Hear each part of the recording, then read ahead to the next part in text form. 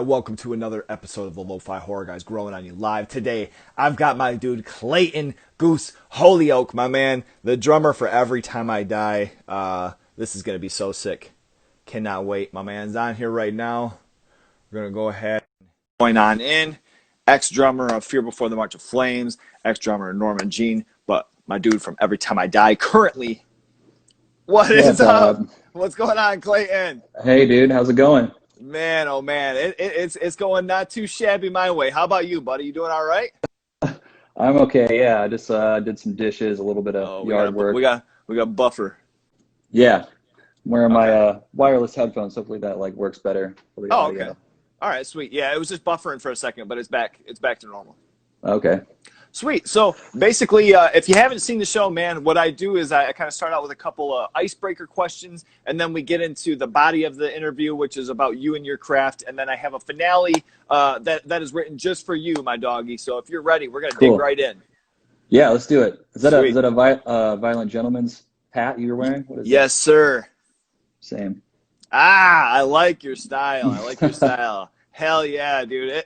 Is frequenting Buffalo kind of interpreting your style a little bit with that, or? Well, actually, they're based out of I think Anaheim or LA or something. But I just you meant see hockey you see it. wise. Yeah, I actually went to my first hockey game in Buffalo, so Sick. that was really Okay. cool. Like seeing like it's a cool culture. Like I never like knew about it before until I went. Lots of drinking, lots of bars going on, people hanging out. Oh Even though yeah. the game's going on, it's just like, yeah, people having a good time. Right. Right. Yeah. That's kind of like the hockey culture in general. I've been a lifelong fan, but it was only up until last year I went to a Red Wings game because I'm a Michigan native. So that was Oh, sick okay. too. If you ever get a chance, they got a sick new stadium. Sick. Yeah. My old bass player in Norma Jean was a big Red Wings fan. Oh, hell yeah. All right. Yeah. Nice. I like his style as well. All right. So, as a fan in general, along with you also, playing drums and whatnot, I know that you're a fan of heavy music. What are three Mhm. bands that you're listening to right now? Actually, I've been listening to like a lot of like older Refused. Oh, okay. Um, um, David Sandstrom is like one of my biggest influences, especially on songs to fan the flames of discontent. Oh, yeah. If you ever listen to that, hardcore. I've been listening to Converge. Been trying to lose some weight, so I've been like running a lot, and it's Okay. great music to run to. Oh, yeah. Oh, yeah. What else? It's heavy. I've actually like been balancing that out with Angel Dust. I don't know if you ever heard them, but Oh, they're like dude. very, very happy, like nice music to listen to, especially like when I'm like cleaning the house or something, and like I have a lot of plants that I have to water, so Okay. usually Okay. put that on and just have a good time. Yeah, dude. I mean, Um, they put you in such a good mood. That's like such yeah, a 90s, like, they kind of started off a little bit more punky, but they've certainly yeah, turned into more of a 90s, like, alternative radio rock, and in the best totally. way. Yeah, and I'd never listened to him until we actually toured with him, and I like finally like got what they were all about, like seeing them live and hanging out with the dudes and stuff. Hmm. And yeah, they become like one of my favorite bands right now. Yeah. They just put out a new EP. Hmm. That's really cool. I've been listening to. So Yeah, hell yeah. It's um, a nice little transition from Justice, the singer, actually was in Trapped Under Ice as well, or is. yeah, Yep. yeah. Let's see. I've been listening to Idols. I don't know if you heard that band. I don't think so. Nuh-uh. I think they're from England or somewhere over there. Is it Um, like IDLES? yeah, yeah, Oh, okay. IDLES. Okay. All right. Also been listening to a band called Foxjaw. They're kind of like Heard of more that? indie. I think they're newer. They started following me, so I checked them out and ended up really liking them. Listened to them for like a month straight. Hell yeah. All They're right. really cool. Sweet. Modern Life is War just came Yes. out with a couple. They're like I don't know if they're like EPs, but there's like two separate releases that have two songs each on them. Yeah, yeah. They're like doing like Um, individual like Death Wish releases or something, like singles, I guess. yeah, Very cool. Yeah, just a lot of that kind of, I don't know. I mean that's a great plethora, my man. I love it. I love it. That's a good mix of stuff. That's Yeah. awesome. Have you heard the new End? Will Puckman's band? Yes. Oh Yeah, been yeah, listening to yeah. that. That is so sick. I know my man on the drums. Oh, I'm having a brain fart now. From Dillinger. Yeah, what's his name? Oh my God, this is embarrassing. I would know it any other time. I'm like working on like an hour of sleep, so I'm like trying to pull it together here. I tried to drink Anyway. enough coffee to get the brain firing, but it's not quite happening right now. Right. Well, anyway, I'll edit that out, and I'll edit in me saying the name, and we're like, oh yeah, him. Okay, he's great. Yeah, yeah.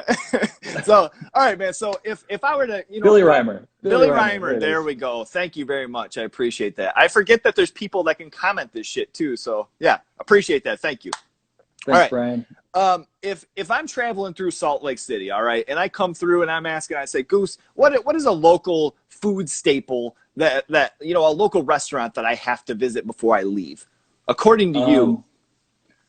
Well, I'm going to be kind of biased towards the vegetarian community, so I'm going to say Okay. Vertical Diner is my favorite. Okay. If you like to eat meat, there's a place called Shanghai Cafe that I used to go frequently. They have like vegetarian and meat options. I don't know. There's a lot of new stuff that's been popping up since I moved from there. Like every time I come back, I'm like, whoa, there's tons of more places for me to eat now. Right. So, Okay. I don't know. There's a lot going on there now. Okay, sweet. Yeah, that's just the thing. I mean, as far as I've been asking more and more just with different people that are, I've had some guests on here that are from out of the country and out of state. And so I like to hear kind of, some local spots from natives. Poplar Street Pub is a really good place to go. I have a lot of friends that work there. Actually, Zach, Okay. that played guitar in Fear Before, works there. Oh, no yeah. shit. Okay. Yeah, it's a bar, and they also serve really good food. I actually worked there for a little bit. Hell yeah. In the kitchen, yeah. That's some of the best, man. Some of the, you get a couple of drinks in or whatever. I don't know if you still drink or not, Yeah. but that's some of the best food right there. Totally, yeah. Pub food, it's a good comfort food for me. So let me ask you, starting to dig into your drumming, your drum origin. I know it kind of started around 12 years old when you started drumming. You brought down the old boombox. You started jamming some Deftones, some Korn, some new metal. What was your first kit? My first kit was called an Olympic, which I then found out later I think was made by Premier, if I'm correct. Oh, okay. Which actually it's sitting like in Dan Briggs' practice spot. I'd really like it back, but it's kind of far away. Nice. Yeah, I had one of those, and then my second kit was an AYOT. Okay. Yeah. Which I let a friend borrow, and then it got destroyed. It fell out of his truck on the highway. Just got demolished. Oh my God. Like the car got totaled and the drum set was in there? I don't know what happened. He was kind of very like vague about it. He's like, oh man, I was traveling down the freeway and then it fell out the back and it just totally got demolished. So I'm going to buy you a new Gretsch. And he bought me a Catalina Club. Oh shit. Which was like the sizes I wanted at the time. Okay. It was like a 26-inch kick and 13-inch, 16, 18-inch floor toms. Sweet. And then I later found out that a 26-inch kick isn't ideal for punk rock or hardcore. Right. It gets very tiring. Yeah, trying to lug that thing around and just playing on it, I'm sure. Yeah, just like the big head, like the way it reacts. Mm-hmm. I love playing 22-inch kicks for like faster stuff. Okay, all right. What was your first band that you remember? Actually having a couple of songs for, maybe playing a show. I was in a band called Life Over Law. Okay. Which started out as 768. I don't know. We were just like little kids. We were just like, let's like make a band with like numbers or something. That's cool. Like Blink-182. Right. Okay. I believe it's spelled pot on the phone, which I didn't even smoke back then, but I was just like, yeah, cool. Oh, nice. Okay. Yeah, 768, which turned into a band called Seaman, which turned into a band called Life Over Law. And yeah, but I started playing shows like super early. It was like a few months after we had practiced, we like started playing house shows and stuff. Okay. We would like play in our friends' backyards and stuff like that. So with that first kit, was there anything kind of, like wonky that you had to adjust to? Like, was there like a floor tom that the stands didn't quite work, and so you had to kind of accustom to until you finally got like a real kit and you're like, oh, thank God. Yeah. Well, actually the first kit I had, it was pretty solid, and I would just like throw it around and, not take care of it. I even took it on a few tours without cases and stuff, and it still sounded good. Even the sound guys would be like, what kind of kit is this? What is this? I'd be like, I don't know, just some random kit that my mom bought me for Christmas when I was 12. Damn. But yeah, I've had problems, like mostly with like stands and stuff, I'd like duct tape them up and kind of like make things work, like, take a broomstick and like put it in like where like a piece of the stand is supposed to be, and just kind of, rig it up like that when I was little. Right. Okay. But I don't know. I've had pretty good luck as far as kits and staying together. I haven't really had a kit that like has fallen apart. It's mostly stands.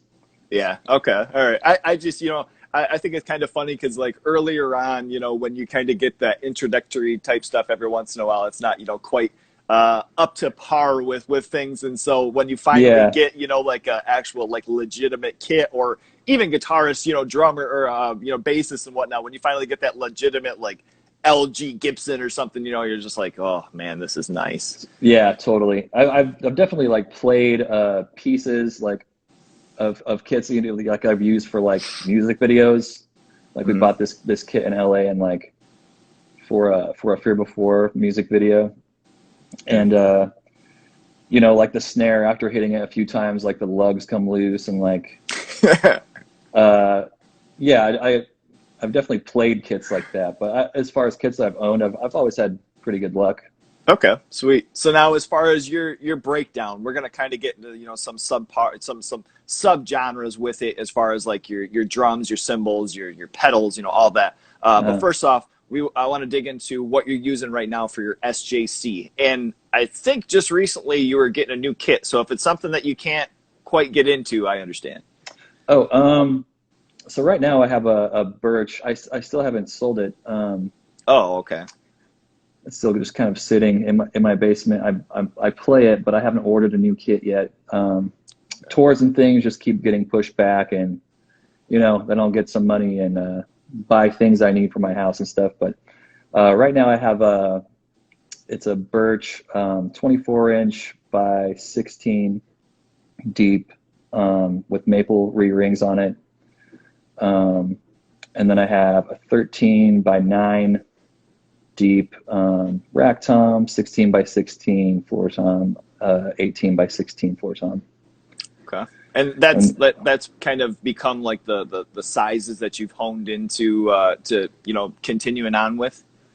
That's just my house kit. So what I use live is the SJC Tour Series kit. It's just standard sizes. So it's 22, 12, 16. Okay, got you. And that is actually my favorite kit. That thing has been like trash and it sounds amazing. Nice. That's like such a godsend. Yeah, it's usually the kits that I just fuck up that like end up being my favorite. Like they'll stay in tune, and like that you kind of just don't care about them getting scuffed up anymore. So it's like doesn't really matter. Yeah, you can just have fun with it and let loose. Yeah. All right. What about the cymbals? What do you got? You got Zildjian still? Yeah. Okay. So I use 21-inch. This is my favorite cymbal. Is a 21-inch 20th anniversary medium thin, and it's kind of like a mix. It's a great mix between a ride cymbal and a crash cymbal. I can use it for both. Okay. The bell cuts through really good on it. It's great. Kind of has a small bell, but you know, okay, you manage to hit it right, it will cut through really good. Sweet. And then I have a left side 19-inch A custom crash cymbal, and then I have right side. I kind of like switch it up every now and then from 21-inch sweet ride to 19 or 20-inch A custom crash, and then I've also been switching in and out China's. I have a 20-inch Oriental China, and then a 19-inch hand hammered China, I think is what it's called. Okay. What do you prefer? Like, what are the bigger differences between those two, the Chinas in specific? The Oriental has more decay. Okay. The hand hammered one definitely cuts through better, but it has less decay. Okay. All right. Sweet. And then as far as what about your pedals? Pedals, I've been using the SJC Foundation for live. I kind of like my whole life have used all sorts of different double pedals, so I kind of like really doesn't matter what I play anymore. Like I have downstairs, I have a Pearl Eliminator. I have Iron Cobras. I've played like the Axis pedals. I don't know. I'm like pretty familiar with all of them, so I don't have trouble like switching in and out if I need to. Oh, okay. That's like as far as right now, you're on the SJC ones though, and those are staying pretty solid for you. Yeah, those are awesome. Yeah, they're built really well. They're super, Okay. super durable. Okay, sweet. And then you got the old Vic Firth sticks there. What sizes are you going with? What specifics do you look for? I've always used 2B wood tips. I've just always used that since I played, so I've never switched sizes. Before I had Vic Firth, I would just like use the like sound percussion, like cheap ones they had at Musician's Friend they would like break after one song. Like they were super cheap, but I've always used like big sticks. Okay. Which probably isn't good for my cymbals, but I was gonna ask, is that trash them pretty quick or?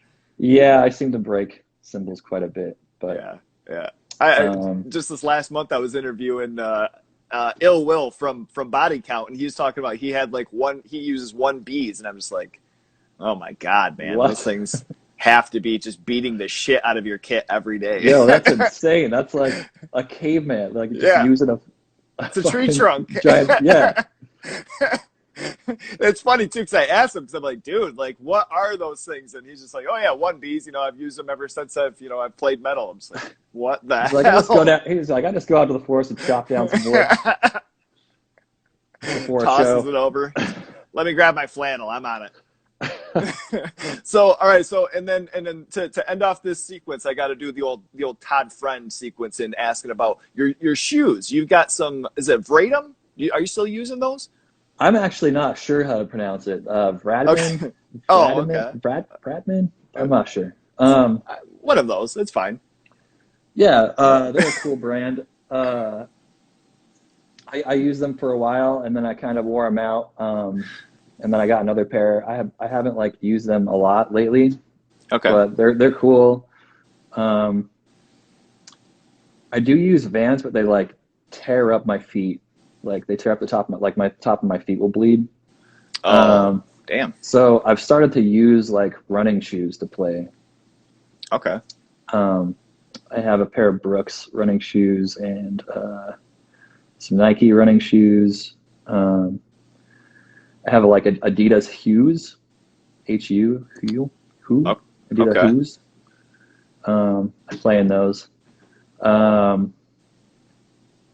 I don't know. I switch it up all the time. Right. Yeah. I mean, it's kind of a silly silly question, but it's one of those things where, like, me playing shows and playing live as well, there's been certain times where I get up there and I, don't think about what shoes I might have on. And it might be like a pair of Nikes that have pointy toes, and it drives me nuts. Like, it just absolutely, it doesn't work for me. And so I've kind of, brought it up to some people, and they're like, "Oh yeah, that's a good question. I've never thought about that."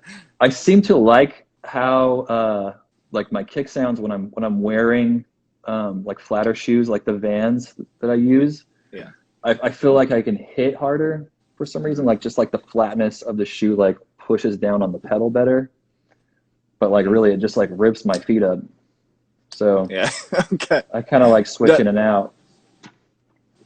Does your live kit, does that change from your studio kit? Like, obviously I know sometimes you go into studios and they already have a kit set up and it might not be yours, but as far as the setup of it, does that change a lot?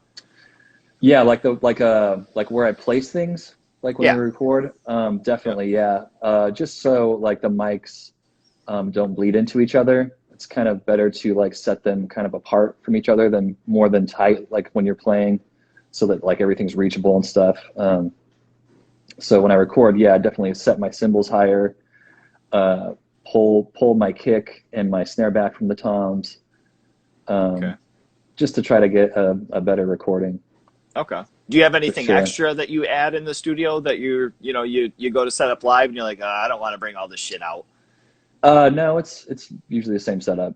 Okay. All right. Yeah. For for pre-show exercises, for warm-ups, what are you up there doing? You up there doing some stretches, some yoga? What do you got going on? I do stretch a little bit. I don't really like like use a practice pad or anything like that. If I'm feeling weird about a song or something, I usually just go through it on my headphones and kind of just like play on my legs, just like walk around back and forth and listen to it and play on my legs. I I learned songs that way too. I just will listen to it over and over and over again, and then go down on the kit and play it. I just like kind of envision myself playing the song, and then kind of memorizing what cymbals are where, like what's hitting what, and go down and just kind of hammer it out like that. Okay. Now, when you were joining, or when you were joining up with Every Time I Die, you basically had, it was like 6 days, 5 or 6 days before you were going out on a tour with them, correct? That you had to learn the set. Yeah, it What? was 5 days, I believe. Yeah. Okay.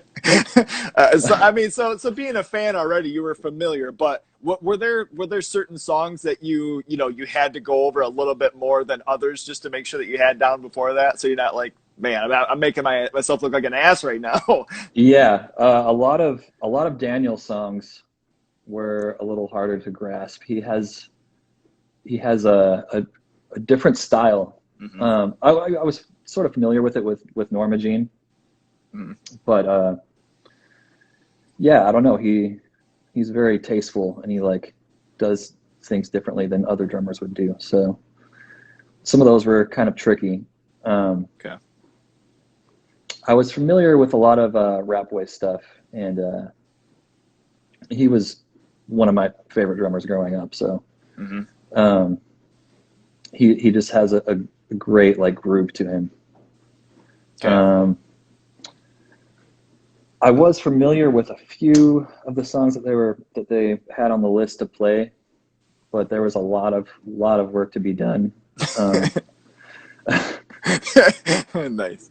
it was yeah, it was the first time that I'd ever like felt like shit from just trying to like study so much. Like I had a headache, like I was just sore from waking up and playing from the when the sun came up until after it went down, and then going back to my hotel and then waking up and doing the same thing for I think it was like 4 days I did that. Damn. Okay. And yeah, it was a crazy. I can't believe that I actually learned the set. Like I was confident about it when I told Andy. I was like, oh yeah, I could do that. And then after I hung up the phone, I was like, can I do that? It's like, You're I like, better shit, I start already said I practicing. can. I'm like, well, they're counting on me, so I better not blow this. Right, right. And it's a band that I love, so I better not, like, I better do it justice. Hell yeah. Um, so yeah, that was very stressful. Okay. So if you could go back in time in a time machine and you could record on any one track, what would it be if you could have been the drummer on any one Every Time I Died track? Hmm. That's a good question. It would probably have to be something from Hot Damn. Okay. Um, that was that record had a huge impact on not just bands I started listening to, but like how I play. Mm-hmm. Is Um, oh, go ahead. Sorry. I don't know, just anything from Hot Damn. I would love to be in the studio and record on that record. Okay. So now, with you mentioning that, does that kind of inspire you as far as you guys writing this new record? I tried to mix like everything they've ever done into one record. Try to like take a little spice from each drummer and try to like do like something they would do, but like at the same time also add my perspective on it. Right. Right. Which I can't, you can't escape. Like if you try to like act like you're playing as another drummer, there's no way you're ever gonna like emulate that. Everybody's different. Sure. Okay. Have you guys, what has been some of the learning process as far as you in the studio with them as opposed to other bands? Have you found there's different ways that you had to get accustomed to with just verbalizing the language of what you're trying to do or what you're trying to accomplish? What are some of those things? It was actually very smooth. It was very easy coming in and writing with them. It's very similar to how I've written in previous bands. So I think they have like the same language. Like we would use like shapes to like we would like write shapes on the board to like memorize how parts went. Like triangles is this riff and X is this riff and a minus sign is this little like thing, and then like you'd like sit there and look at it and then memorize it and play it. And we also used other things. I don't know if you saw any of the writing process, but we would use a lot of the word sucking and fucking to memorize how a riff went. I was gonna ask about that. Okay, so that's what that was. I was gonna kind of clarify with that. Okay. It would be like sucking and fucking and fucking sucking fucking and fucking and sucking fucking, and it's like it'd be like, oh, that's how it goes. Okay, so after a while we weren't laughing at it anymore. We're like, oh, sucking and yeah. Okay. And then we would like step back and be like, dude, what the fuck are we doing? Yeah. Somebody walks in the room, like one of your parents or something walks in. It's like, all right, I gotta go. It's so sick. I love that. That is awesome. Is there? I gotta ask. Is there gonna be a cowbell? We had to use the cowbell gimmick on the record. There wasn't one on the record, and then Will's like, we have to find a spot for it. It has to go somewhere. I was like, nice. All right, I know a perfect spot for it, but okay, let's do it. Yeah, okay. It's one of those things where I understand it, and the tasteful of not using it for a couple of records and everything, but then the last couple coming back in, and you have that one little glimpse, and it's like, oh, all right, yeah. Look at that little fucking bastard made his way back in it. Yeah, it gives you a little chuckle. It's fun. Yeah, I love it. Okay, so. What can you tell us, as far as like the new record? Is there specific moments that you're excited for people to hear? Anything, as opposed to, just things that you're not supposed to be saying. I don't want to put that out there, but just to generate a little hype here. There's definitely a part on every song where after when I listened back to it, I was like, it just hit me like a ton of bricks when it comes in, and I don't know. I think that's what we keep pushing the record back because we're so excited about it. We want to be able to release it and tour on it instead of release it and then it kind of get lost with all the other releases that are coming out, and then a year later, we're touring, like finally able to tour on it. Okay. We want to keep the hype going because we're the label's very excited, our management, and we are as well. So I'm sorry to everybody that's been waiting. It was actually supposed to be the original release date was supposed to be next month. Okay. September 19th, but then it just keeps getting pushed back. So Okay. Yeah. I mean, with a little patience brings good things. So a little patience. Okay. And we might have some teasers coming up. So Sweet. Okay. Stay tuned. You know, I can say as far as just the little bits that you guys put out just from in the studio or, you know, little live sessions every once in a while you guys are practicing too. You know, that's something that, you know, you guys have the following. Every Time I Die has always had that, you know, that generation of, or that generating of, you know, like energy to the following and, you know, seeing some things popping up and some new riffs. So, I mean, it's not like you need a whole lot of things. Some bands, you know, use different gimmicks to kind of, you know, build up a hype with it. And I mean, we're all here waiting patiently. Yeah, I'm so sorry. I wish I could release it. Like after we had just like before it was mixed, I was just like, I would release this right now. Right.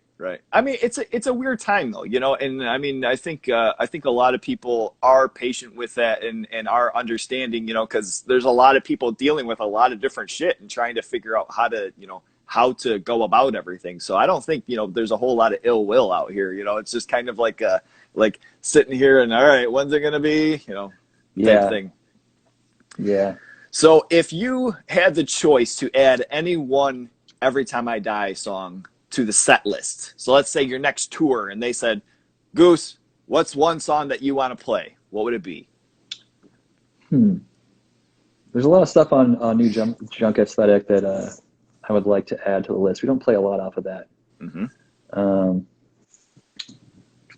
What is that song called? Maybe somebody on here would know.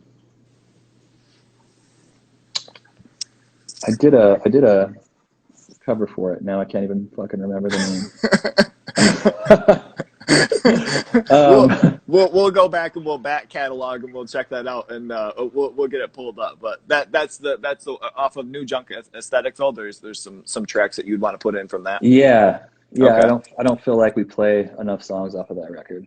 Okay, sweet. You know, speaking of a specific song, I just wanted to ask, you know, your personal view and just emotion behind you guys playing Map Change at Vans Warped Tour for 2018 as the last song ever, you know, on a true, you know, Vans Warped Tour. What was that experience like, you know, for you? What were just some overall feelings? Oh man, it was crazy. Just looking out, you know, Jordan wouldn't stop playing the end part of the riff. So sick. And it was just kind of like, man, this is never going to happen again. Yeah. Like looking out, and it was very sad just to like see that end and like see all the people out there, you know, that have been coming to Warped Tour for years, and just knowing that, you know, this might not ever be a thing again, like this type of tour. Sure. It's more going to be like, you know, selected states and what was that one tour that tried to be kind of like a Warped Tour, and they had a lot of good bands on it, but there just like wasn't very good turnout. I'm not sure. It was like a traveling thing. Yeah. I forget what it was called. Yeah, you know, I mean, as far as like for Warped Tour though, you know, it's kind of crazy with all of the stuff happening now. You know, in a sense, I mean, they're probably feeling a little relieved in a sense that they stepped back when they did, because I can't imagine trying to have all that shit booked and then this happens. You know? Yeah, totally. Huh? That's wild. But yeah, man, it was cool that we got to do that, be the last band to do that, but it was also like, you know, like I said, just looking out and seeing all the people there watching, Warped Tour is an amazing thing. You know, you go on tour with bands that you would never go on tour with, and meet people you would never meet otherwise unless you were there Right. in that community. So it's very sad. Yeah. Okay. What could you say over the years of being there? What was maybe a couple of your favorite bands that you saw while there, or even maybe discovered? On Warped Tour, Yeah. I'd actually only played that last year. That was my first Warped Tour I'd ever done. Oh, was it really? Yeah. Oh, okay. Kubla Khan was a band that I'd never heard of before that I would watch almost every day. Hell yeah. Um, I don't know. The last year was kind of like I wasn't too into a lot of the bands that were playing, but I made a lot of friends with the people. I made really good friends with a band called Assuming We Survive that are kind of like California pop punk. Okay. I don't know, just like made friends with like a lot of photographers and merch people and some homies from Chelsea Grin were playing on the opposite stage, so Okay. I got to hang with them. They're from Salt Lake, but I never like really hung out with them at all. Oh, And it's okay. cool hanging out with them. We did hang out with a band called Twisted Oh boy, yeah. quite a lot, and they were really cool. We would play, or at least I would play Wii Bowling. They had like a thing they would set up on the back of their trailer that they would project Wii Bowling onto, and they would have tournaments. And so, Oh my God. so I would play with them a lot, and I don't know, just like, you know, different people shuffle in and out. You meet lots of people, Right. and it's a cool community. And you know, like lots of people come that you haven't seen forever, you know, to hang out with other bands, and Right. it was just cool to connect with Yeah. I mean, all and those people again. that was one of the things I think with Warped Tour was it wasn't always necessarily all about, every band that was on there. It was one of those things where, like you're saying, meeting people and just walking around and seeing different cats and, somebody that you might have never, run into or seen, so I mean that was a lot of the beauty of it as well, not just the music. Yeah, So yeah, it yeah, was exactly.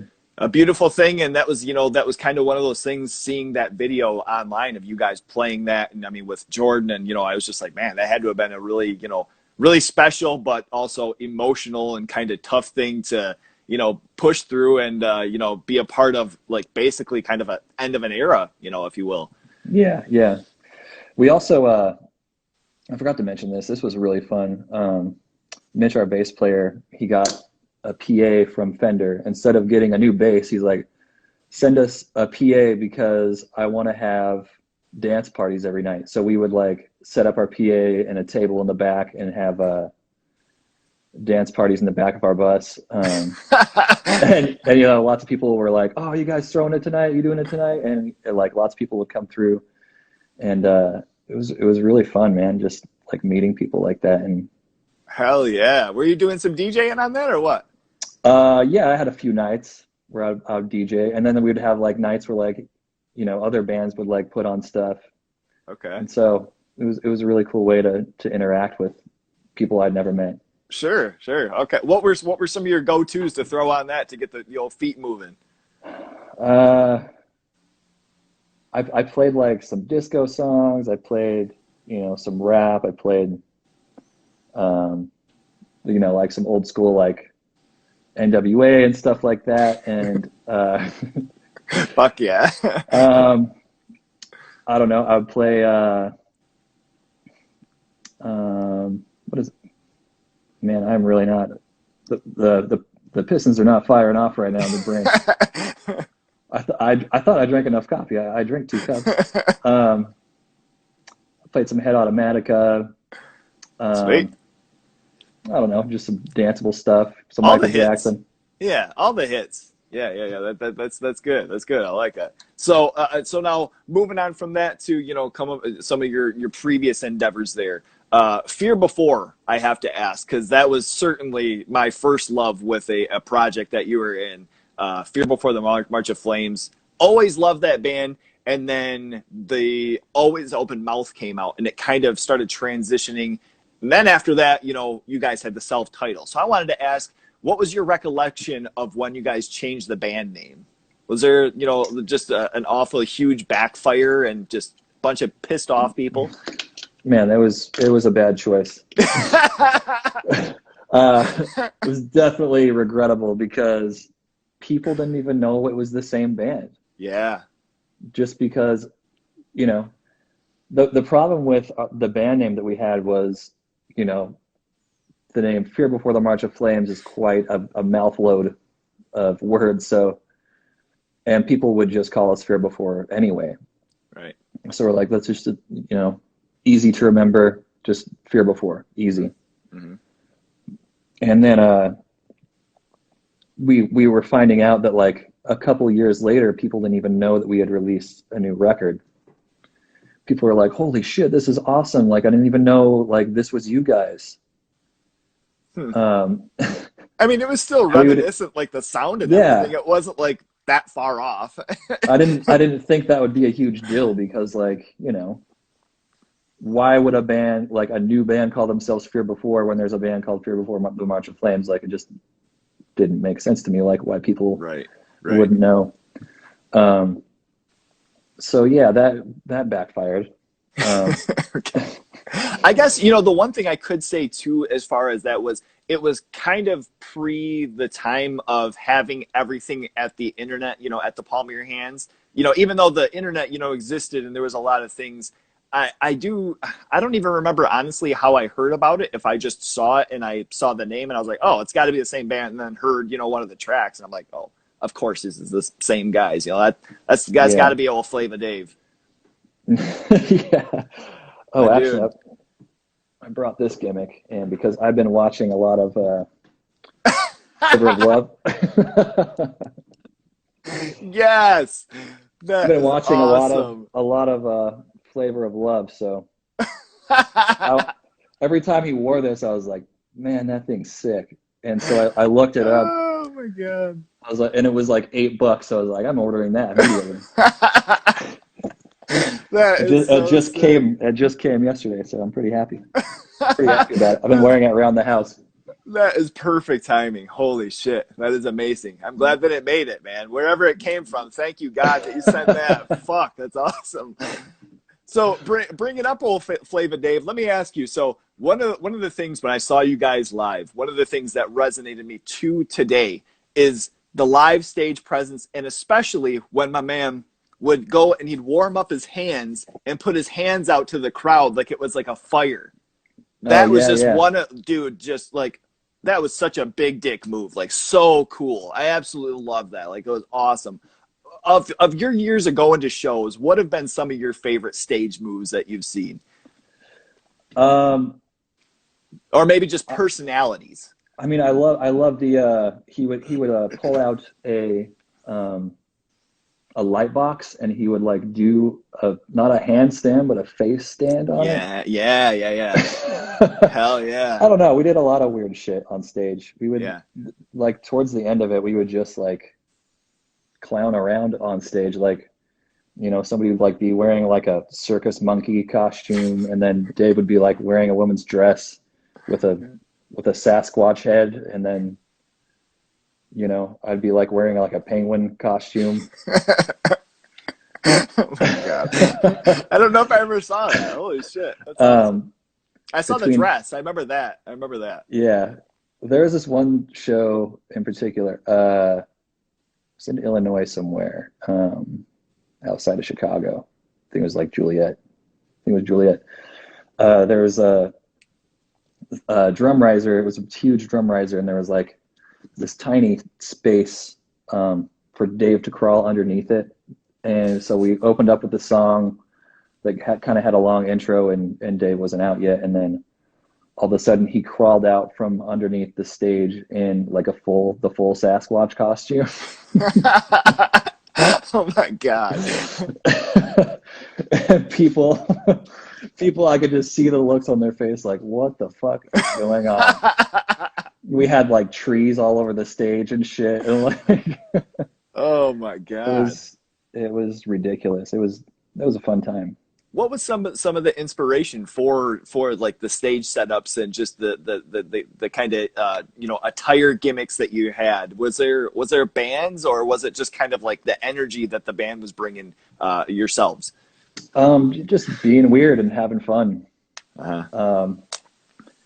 At the end, we kind of like took booking upon ourselves and would book our own things and do everything like DIY. Okay. We even had a tour called Pave the Forest, which was just like all small towns. Like we didn't play any major cities. And I don't know, we just kind of just started having fun with everything and not trying to be serious on stage. We were just having a good time with each other, trying to be weird and just make the crowd wonder what was going on. Like I had a lot of people ask if we were on drugs, and we're just like, they're like, are you like doing acid? Like, were you on shrooms when you wrote this? Like what? And we're like, no, I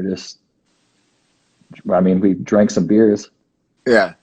Oh yeah. I mean that is awesome. I kind of wondered, as far as like the writing process for some of that, if there was a little outside inspiration, but I don't really dig into that because I don't want to, have it be like dirt or something, or like, oh yeah, we were so fucked up. I didn't want to No, bring that up.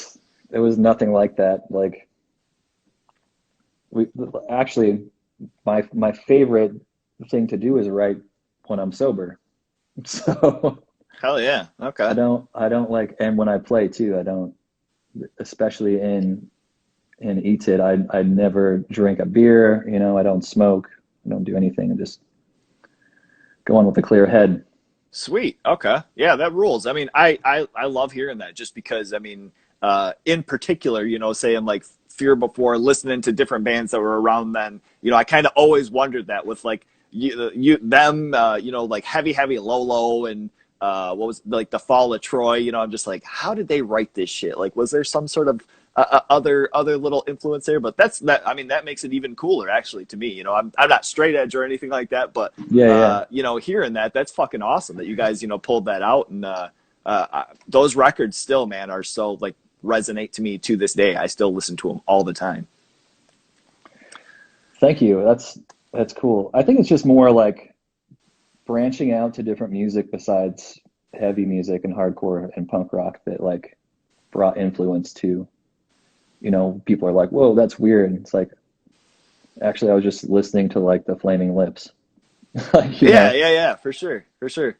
And yeah, I've always loved like the career of the Beatles and how they can just kind of like make whatever style of music they wanted. Mm-hmm. They didn't have to just be like a pop rock band.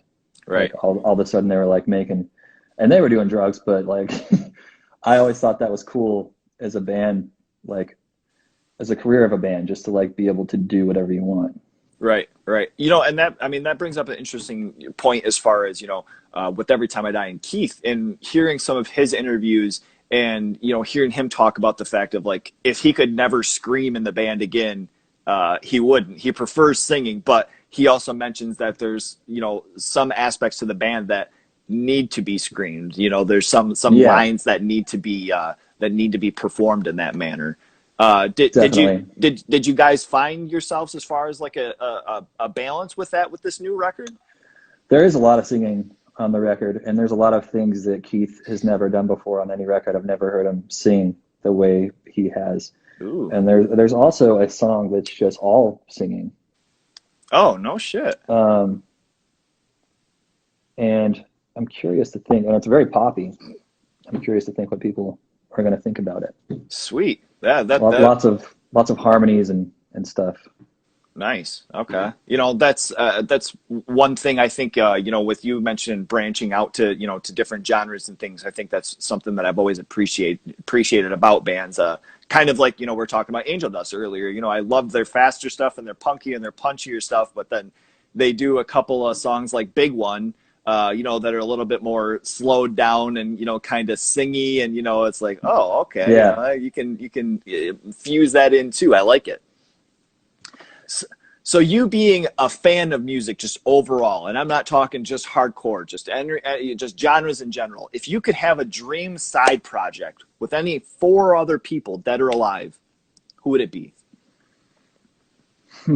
That's a crazy question. Have you ever listened to that band Polyenso? No. They used to be um, Oceana. Oh, really? Um, I think they're just a three-piece now, but and then they add members. Um, their drummer Denny, he is one of my favorite drummers. I always forget how to say his last name. Denny Agosto. I think he plays for Paris now. Oh, okay. Um, Wow, he's that's one a of jump. my yeah. He Jesus. was teching for them, and then he would like come out and play extra parts and stuff. Oh, okay. And then they like asked him. They like needed a drummer, and so they asked him if he would play for them. Oh, So good. Wow. it's good for him. Like he's always in bands that don't get enough attention as they should. Like Poliento is a very small band, but he by far has my favorite drum tones I've ever heard. And he's like very hip hop, like each song is a different kit and like drum sound. Oh, wow. Sweet. I would love to be in a band with him. Okay. Um, who else? Um, I have an older brother that works for Warner Brothers, and he does like all styles of the catalog that they pull stuff out of. I would love to like have a project where I work with him because I think we, as brothers, we can explain things in a way that other people wouldn't understand. Oh yeah. Okay. And we have like, a broad uh, musical, like just different genres of music we listen to and things we listen to. So Okay. I think that would be cool to be in a band with my brother for those Sick. reasons. I don't know. I know I don't listen to a lot of Flaming Lips now, but like I was saying before, like um, they have a record they came out with called Embryonic Oh yeah. Yeah. that I listened to a lot when that came out. And so I would love to be in a band with Wayne Coyne. Oh, nice. All Um, right. Not even just for his singing, just I think that he brings like a weirdness Yeah. to Yeah. the music. Okay. Um, All right. One more. hey, there's Flavor Dave, Flava Dave. What's up, dude? the web babe. What's up, Nancy? It's my friend's mom. she's Oh, what's going on? she's on here checking it out. Hell yeah. Um, All right, so you got my man from Oceano, from Flamin' Lips, your brother. You got one more that you can have in a band, in a dream band with you. um, I feel like I've been in bands with people that I've looked up to. Maybe like the guitar player of Blood Brothers. I've always liked his style. Oh yeah, hell yeah. Oh He's fuck, that was another band around that time. I forgot about them. Damn, I'm gonna have to pull them back up. It's been a minute. Yeah, I always like when I'm like out of inspiration, I always put on Burn Piano Island Burn. It's one of my favorite records. Nice, I nice. just love like the organized messiness and it just sounds like chaos. Sure, hell yeah. I love it. So that kind of brings us, at the wrap of our interview, my man. I truly appreciate all of your time. I have a lot more questions, but I kind of just wanted to do, like a greatest hits type thing, and get out some of the good stuff. Talk about the new record here. I do have one more finale question for you. Mhm. But this is your opportunity to just kind of pitch what you have going on. Tell some people about some things. This is all you, my man, Goose. So right now I just finished I've been selling hand drawn mandalas on drum heads, and I Sweet. just finished this, um, which I'm going to donate. So I was going to donate 50% of all proceeds to Save the Children. Hmm. It kind of just depends on how well it does. If it does really well, I'll donate more. Um, Sweet. but I've drawn this drum head here, Damn. um, and I'll be doing a raffle for it. Um, That is and so sick. so, if you want the details, I'm going to post it probably in about 10 minutes after we get off of here, Okay. on how to do the raffle and stuff. So, yeah, I heard that Save the Children has been being pulled off of Facebook and has been being silenced for some reason. And so I kind of just want to use their own platform to fight back at them, and Wow. and raise money to, for the children that need it right now, Hell um, yeah. and especially in Lebanon, what happened a few days ago. Hmm. Um, so yeah, I'm going to be, for the people that just joined. I don't know if there's new people. Yeah, I'll be raising money for Save the Children, and be donating money, because we live in a fucked up world, and we need to fight back at the system. Hell yeah, hell yeah. I agree. That's a beautiful thing. I mean, I appreciate, the fact of, people that I look up to and people that are in the music scene, seeing so many of the people, even through just Instagram and different social media, the opportunity, that it kind of gives you as far as being able to do things like that. And, like you mentioned, and whatever's going on with Save the Children, which I'm going to have to look into because I have recently seen something about that, and I haven't, dug too far into it. But even something like that, I mean, Jesus, in a time, where things are already so messed up, and then over in Lebanon, something like that happening, making a situation all the worse. Yeah, Terrible.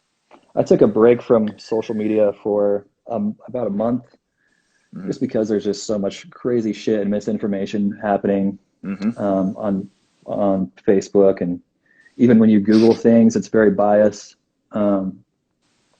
So after I got on a month later, the first thing I read about is, like, Google and Facebook silencing Save the Children. And so I immediately just, like, started drawing something so I can donate money to it. And Hell I don't yeah. know, it just, like, saddened me. I'm like, what? Why would somebody do that to children? Right. Right. So I mean, super, absolutely amazing cause, super noble. So anybody that's watching, if you want to shout out to your, some friends right now, if you want to let them know, we're gonna, my man Goose is gonna be having this raffle, gonna be a one of a kind, right? That thing's markered on there. yeah, it's just Sharpie. I'll give you another example. Beautiful. Just Sharpie. That is a bad mamma jamma. Hey, this is about to cut us off, so I'm gonna end the Okay. video and then I'm gonna restart it real quick for the Okay. finale question, and we'll get wrapped up on that, my dude. So if you want to come Cool. back, we're gonna take a quick commercial break, if you will. Cool. Let's do it. What All right.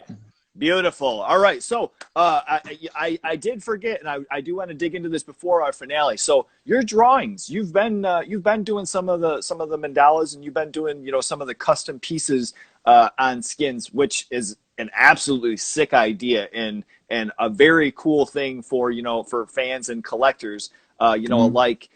You and Jordan both, very creative as far as the drawing process. I actually have on Jordan's Oh, uh, nice. Friday the 13th bad boy there. Tell me, how did you get into art, and specifically getting to draw mandalas? How did that come about? So at the time I started doing it, I was reading a lot of books on spirituality and meditation, and and then we started touring with this band. I was like seeing mandalas and looking up some things, and then we toured with this band Night Verses, which Eric and Prada. I don't know if you've ever seen his mandalas, but he draws mandalas on drum heads, and he was doing it while we were on tour. And then we kind of I started doing them too. I was like, that's a sick thing to put on a drum head. It's like, symmetrical, like round, fits the drum head. Sweet. So I just thought it was a cool thing to incorporate, with the things I was reading, and it just seemed like a cool thing to do. I don't know. Hell yeah. Okay. What, I mean, was it a task, over time that you just kind of had to practice and practice? Did you look into some tutorials? How do you get, because me trying to wrap my brain around drawing one of those, it's just so much detail. I just feel like I would get lost and it would wind up a blob. Like how do you, how did you get into the craft of creating those? So at first I just tried to like do it, freehand, like, oh, this looks about right. This looks a little lopsided. Okay, now it's fucked up. Like, then I just started like measuring things and putting just little dots like every, quarter of an inch, and then every centimeter I just start putting dots on, and then, so I wouldn't like get off track. And then, I just figured out kind of how to make it symmetrical that way. Okay. So I don't know. It takes a long time. Yeah, I could imagine. How long does something like that typically take you from start to finish? This one I did over the course of like 4 days, I think. Oh, sweet. Okay. And so I would do a little bit here and there. I would work for like 2 hours at a time, maybe 3 hours. I don't know, depending on what I had to do that day. It probably took me 10 or 11 hours to do. Oh, okay. Damn. Yeah, that's so sick. When, with something like that, just kind of understanding the art, when do you know that you're completed with it? Is it just kind of a size thing that you're, just a general aesthetic? Yeah. I usually do it like the size of a like as big as like a standard paper can do. Just so I can like print it out somewhere. And put it on the internet and stuff like that. I don't know. I just like do it until I feel like there's nowhere to go from there. I don't know. Okay. All right. There definitely is, it just depends on how long I want to take doing this. People have asked me to do kick drum heads. Oof. like the front of a kick drum head. And I was like, I don't know how long that's going to take, and I honestly don't know how much I would charge for that. Right. Like it might take me like, a whole month to do a kick drum head. Right. Yeah, and especially the size. Yeah, and then if I like, start messing it up like 75% of the way through, I'm just going to be so disappointed. So, right. So I kind of like to do them the size that I'm doing. Okay, sweet. Yeah, I'll probably do awesome. bigger ones someday, but right now I'm just kind of doing them. Sure. I mean, and it's a different size. art. You're mentioning, tapping into spirituality and everything like that too. And I mean, it's, kind of a thing to, calm yourself in a sense, I'm sure, as far as drawing, and it's a outlet to, to have a little bit of a stress-free moment in your day, I would assume. Absolutely. It's also like, it's very meditative. You kind of just start drawing and stop thinking about everything else in the world and just focus on one thing. Mm-hmm. And also it's great to listen to like new music too, you know, just put on some headphones and like all of a sudden you're all the way through a record. Hell yeah. And like that's, you know, mostly what you're paying attention to is just like listening to new music. And Spotify is also great for that because after, you know, you're listening to something, then it will start playing other playlists and stuff like that. So I find out about more bands and stuff. So it's a good time to discover new music.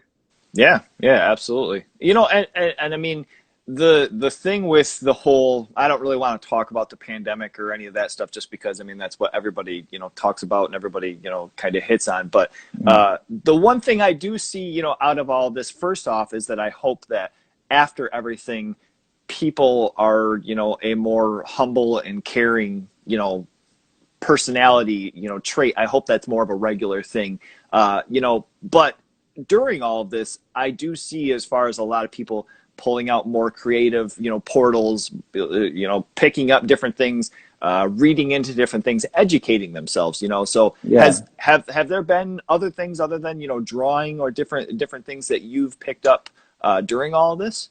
It's kind of just given me more time to do the things that I like, other things that I like doing besides music. You know, drawing the drum heads, and I'm also into photography, so I've been like, you know, studying up on different things about that. And I actually, like I said, I've been watering a lot of plants and listening to angel dust.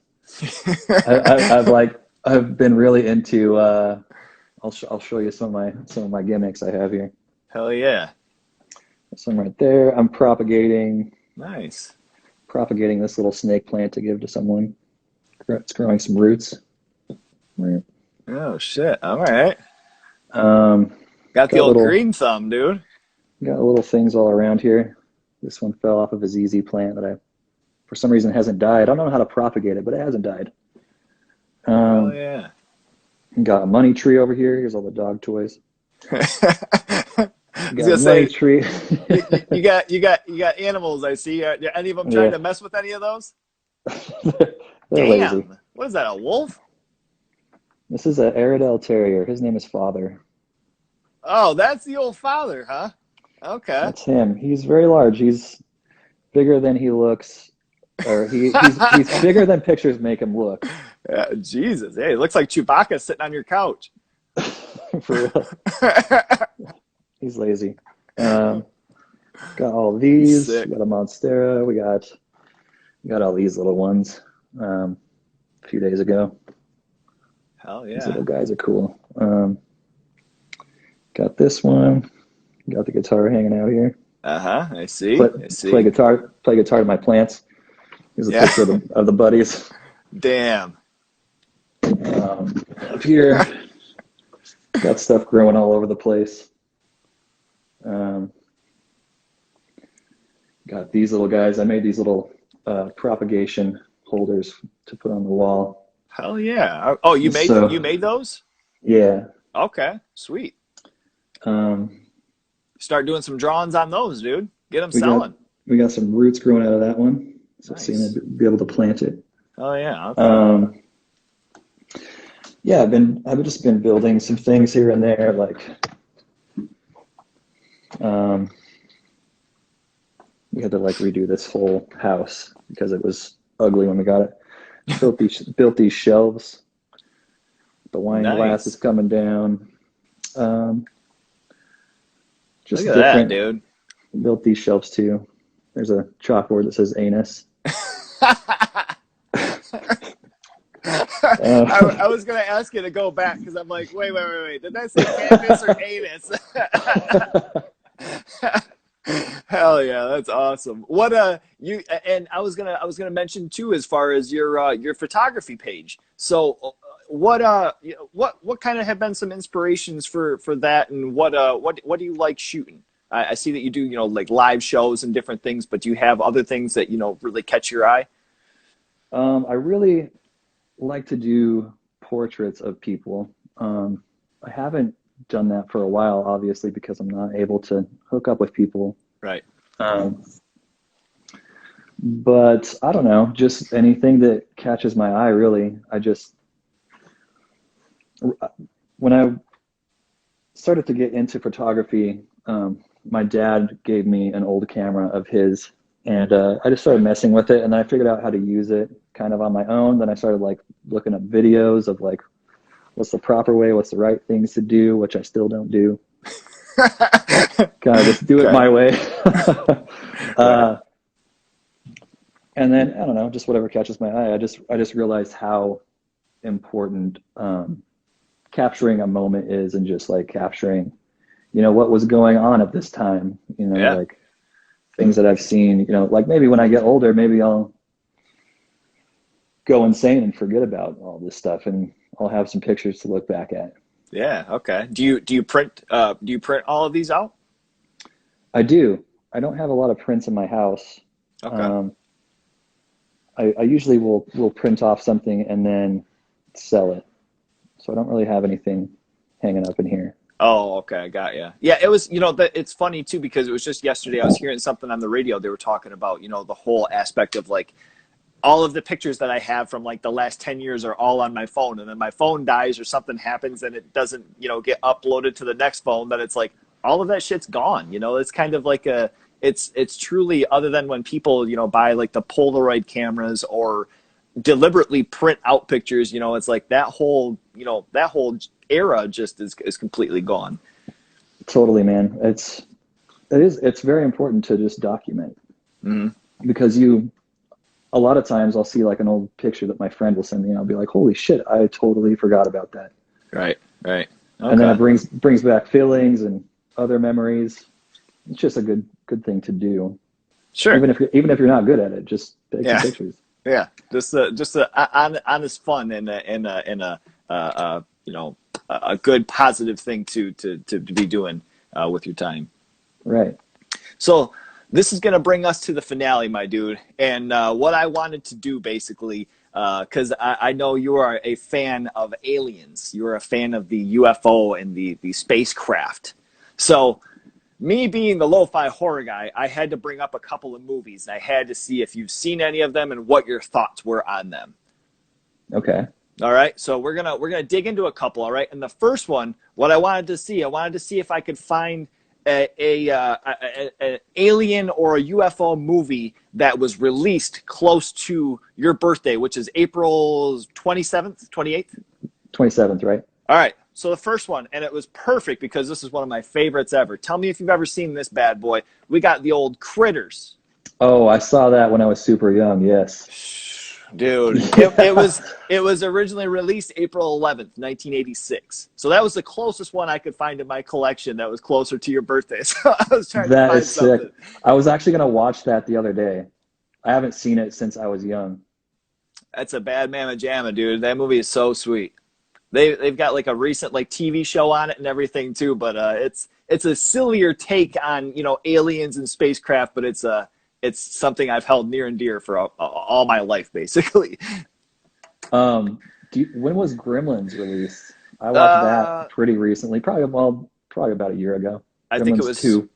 Oh yeah, we were gonna watch that the other day. Yeah, I've got to dig back into that one again. I've always loved part one, and then the second one I think is like the new batch. And there's so many gimmicky, silly aspects to that movie too. You gotta love it. So dumb. I love it.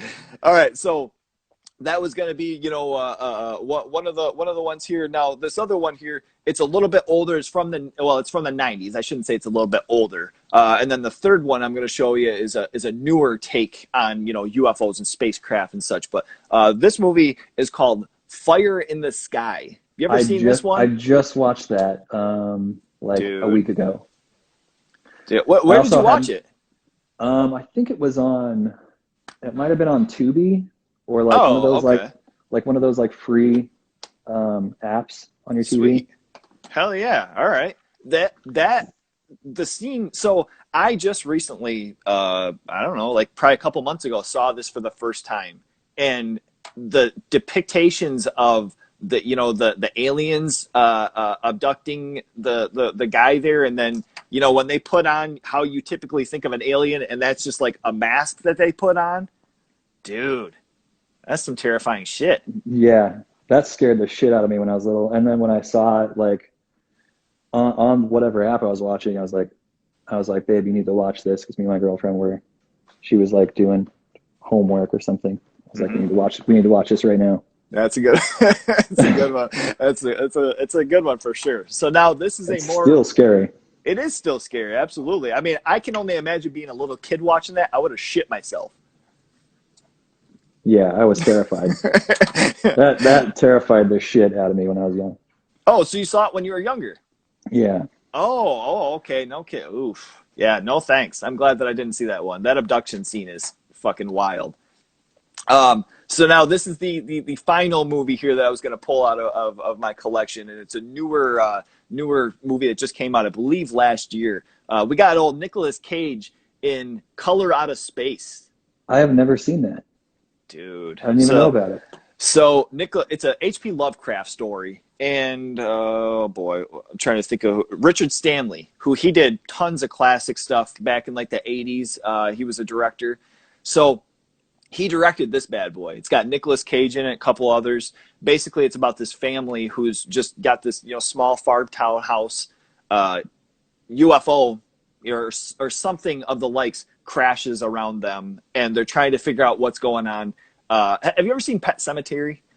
Oh yeah, of course. Okay, so Zelda in Pet Sematary has always been like one of the scariest characters in any movie ever, and there's a character in this Color Out of Space. I'm not going to spoil who it is or what it is, but it's probably like the creepiest thing I've seen since Zelda from Pet Sematary. Movie, there is some gross shit in this Color Out of Space movie. It's awesome.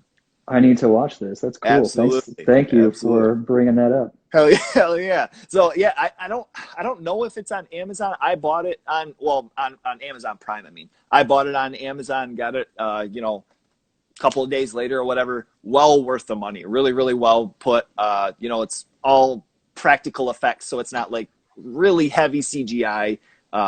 Super Love cool that. Movie. That's cool. Hell yeah. I'm gonna check that out for sure. Sweet. All right, man. Yeah, you gotta let me know. You gotta let me know what you think of it. I actually, so you might like this. I have a story about a UFO, along with the rest of my bandmates when we were on tour. That's where I got this bit from. Oh yeah. Oh yeah. Okay. That's how you found out I like aliens. Right. But you can tell it. I love the story. It's awesome. It's haunting. Yeah. So when I think I was about 18, we're coming back to Salt Lake, and stopped in Lake Havasu, where there has been like sightings of UFOs like frequently, and we were kind of fucked up. There were a couple straight edge dudes with us though, so they can justify my story. Right. So we were taking a dip in the lake. We were like, a few of us were on some mushrooms, and we're driving past. We're like, oh, let's stop here. Let's just like dip in there real quick. That'll like feel real good. And so we stop, and we're in the lake, and we're there for about 10 minutes, and all of a sudden we see this flash, like this triangular flash above a hill. It was like the other side of the lake, and it was like it flashed like in sections, but it was like a triangle shape, like. And so we were like, "What the fuck was that?" And we got out of the water and ran to the van. And we were asking the other guys. We're like, "Did you see that? Like, are we just like fucked up or something? Like, you guys saw that, right?" And they're like, "Yeah, that was weird." And then, like 1 minute later, directly above our van, it flashed. Like it knew that we were there. It was like showing us that it knew that we saw, or whatever it was trying to do. Whoever, I don't know if it was aliens or government shit, but like, and the straight edge kids looked at us and they were just like, "That was fucking aliens, and we need to get out of here right now." Oh my God. I heard that story, and that was what inspired, me bringing up the alien movies, but shit, dude, I've never truly experienced anything like that. And I would probably shit my pants. Dude, it was cool to me. It kind of didn't scare me. I was just like, Whoa, dude, we just saw a UFO. That is nuts. It's one of the things to where like there's monster movies and there's just different aspects of horror. Myself being a horror fan, but one of the things that's always really bothered both my wife and I is the whole alien thing. Just the fact of like there is so much space out there. Like there's no way for us to ever know what the fuck is really out there. And Yeah, then hearing stories like yours, and it's just like I originally heard that, and I'm listening, and I kind of had to like pause and pull back because I'm like, is he telling like a story like from himself? And it was like full on chills. I'm just like, oh my god, I could not have taken that.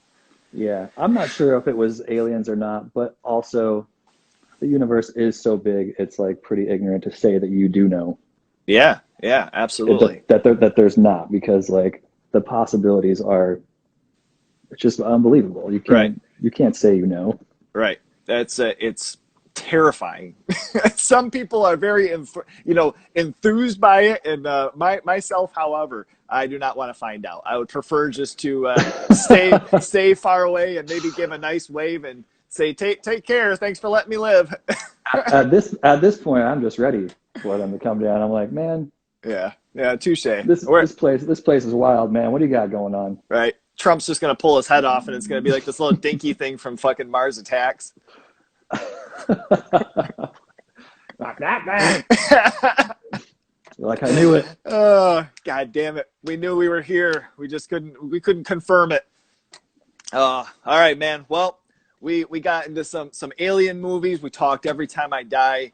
I have taken more time than I even asked of yours. I truly appreciate it, Clayton. Thank you so much for being on. Thank you for taking the time, Dude, man. thanks for having me. Great interview. Thank you so much. I truly appreciate it, man. I've loved your work for a long time, and I'm going to continue for years from now, man. So I'm looking forward to the new Every Time I Die, and cannot wait. Keep doing what you're doing. Hell yeah. Thank you so much. All right, everybody. Take Clayton, care. Goose. Oh, sorry. Go ahead, buddy. Oh, I was going to say take care, and hopefully you can get a little nap Yeah. before you have to go back to work. I got to leave right now, actually. Oh, damn. No problem, man. It's been completely worth it. I appreciate it. Thank you so much. This has been an honor for me. Hell yeah. Same.